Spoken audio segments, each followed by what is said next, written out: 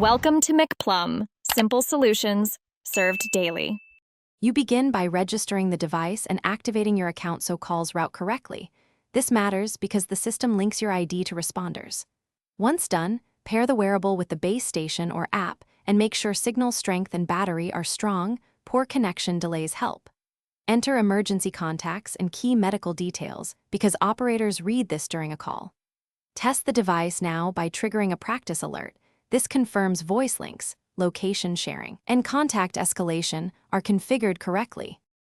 When you press the button, the device transmits your ID and location to the monitoring center so responders know where to go. That initial handshake matters because it starts the triage clock. Once connected, you get two-way audio so you can describe the issue. Be concise and mention allergies, medications, and consciousness.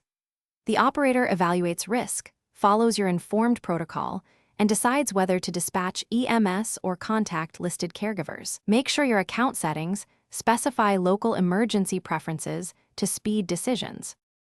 After responders arrive, tell the operator to close the case so billing and follow-up notes are accurate. This step closes loops with your caregivers and service. Then update medical details or add new contacts if anything changed. Make routine checks, battery levels, monthly test alerts, and subscription status to avoid lapses. If an alert fails, reboot the base or app, confirm your plan is active, and verify cellular or Wi-Fi coverage. If problems persist, contact customer support to escalate a hardware replacement or signal issue. Thanks for watching. Stay juicy and subscribe.